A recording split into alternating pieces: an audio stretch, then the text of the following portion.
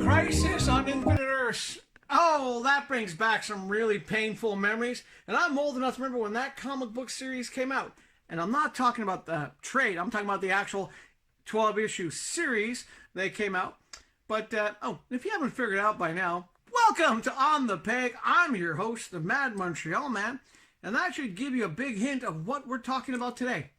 We're talking about an action figure, of course, that relates to Infinite Crisis on Earth. So, today, on this very special Monday, we're going to be looking at, you ready for this? The Anti-Monitor. Yes, and I'll give you a hint now. If you didn't pre-order this thing, you might have a hard time finding it. I was smart. I pre-ordered this months ago. And when I went to pick it up today, they told me, are you sure you want it? Because there were like 3-4 people asking for it. So if you don't have it, you might have a hard time getting it. I'm happy I pre-ordered it. That's one of the advantages of pre-ordering. You get stuff like this that you want. And I know you're thinking, it's cool. It looks mint. But they don't call me the Mad Montreal Man for no reason. I mean, there's many reasons why they call me that. Part of it's the eyebrow. But guess what I'm going to do? That's right. I'm going to take this mint package, hard-to-find character. I'm going to open them up. I'm going to take a look at it. I'm going to show you the close-ups. And we'll spend maybe a minute or two talking about it. And I know all you collectors out there, but take it out of the package. Well, just think, if you have and it's in package and you don't take it out, you don't get to enjoy it like I do. And also, me taking it out increases the value of yours. So let's do that right now. So let's cut away for a minute or two, take this out of the package, film the close-up, and be back to talk about it. Because after that, we have other stuff to talk about too. Let's do this now. All right? You good? Okay, I'm good. You good? Everyone's good. All right, let's do this.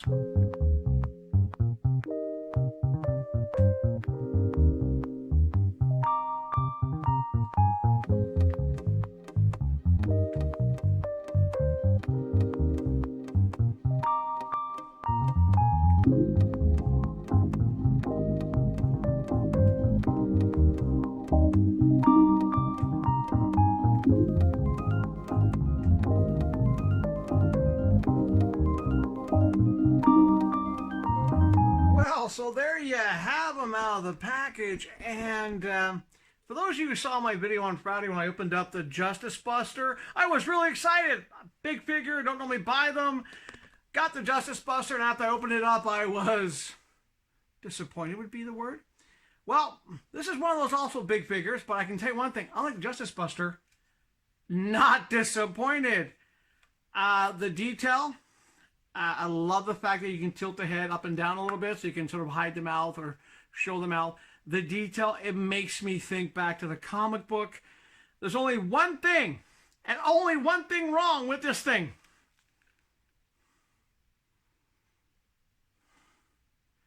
This base sucks. I mean, the weight of this guy alone, pretty much he stays up if you pose him right on his own. But I'm actually surprised they didn't do this to build a figure. Can you imagine having to buy 4, maybe 5 figures to build a slightly bigger one of these? I think they'd probably still be doing that. I wouldn't be surprised if they do. But for now, this is the biggest Anti-Monitor you're going to find. And I really like it. It's decent. I mean, as you can tell by the poster, I really like that series. It was a way of fixing DC Comics at the time. If only they could do that again. Oh, sigh. But no, I really like them. I do recommend if you did pre-order it, great. You're going to be happy with them. If you didn't pre-order it and you see them, grab them. This one is going to be hard to find. I don't know why, but for some odd reason, a lot of people didn't order when they had the chance to. So now, people like me, I said, no, I haven't changed my mind. I want him. I want the Anti-Monitor. And now I have him. I have no idea where I'm going to put him. I have literally no more shelf space for my action figures. And what makes it worse? Oh, and by the way, we'll be starting some new figures. There are McFarlane toys. They're still DC, but we'll be looking at some of the collector edition toys like Superman, Green Lantern, The Abyss. That's right. We went from doing DC Multiverse to DC Direct. Now we're doing the collector's editions, apart with our guest host doing other shows. Now, if you're wondering about where our guests are, well, they've been here. They filmed some stuff. But because I'm so backlogged with the DC Multiverse, we're going to try to catch up with some of my footage first. And then we'll toss in some of them. A good example is Leroy was in the other day. Leroy filmed Leroy started collecting He-Man. Yeah, the Revelation ones. The ones from the Netflix TV series. He started collecting those. I thought the few he had he was happy with. No. He went and got more. Leroy Jr., thanks to his dad, Leroy Jr. has his own form of He-Man toys. And of course, Lowry has a toy line he picked up. We have another guest speaker who's going to be a surprise for you guys. Picked up something else. But I'm trying to catch up. Because as you can tell, we are way behind. This is what happens when you take like a several month break because there's nothing to film, and then voila! Everything shows up! Everything you pre-ordered months ago starts showing up. That's why I pre-order. Another thing is, if you don't already have one, and you do go to GameStop, I do recommend getting that Platinum Edge card. You will save money. So, I budget for this. Like, there's a new guy at work today, and I said, okay, well, I'll show him this thing. Can't go into details what it is. And my boss goes, well, we're going for lunch. He looked at me and goes, yes, we know you don't take lunch. There's a reason I don't take lunch. It's so I could buy these things. Once again, people who spend like $10 a day at lunch, why? You can't tell me you can't survive a few extra hours without having a major meal. You're going to go spend $10 a day, 5 days a week, sometimes even more for lunch? Well, guess what? By skipping lunch, I can get an action figure. It's a good idea. Plus, the fact I don't eat a lot anyway. I'd rather have these.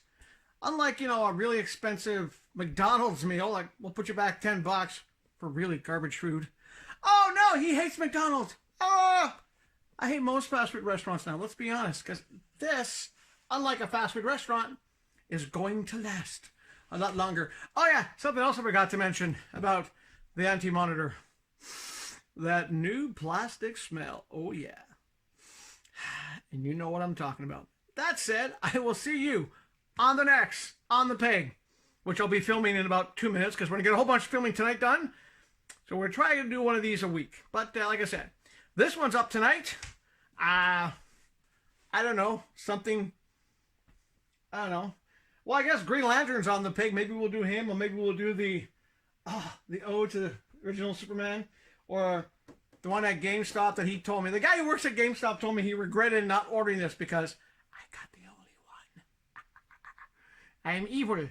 I'm the Mad Montreal Man. This has been On the Peg. Thank you for watching. We'll see you on the next, of course, On the Peg.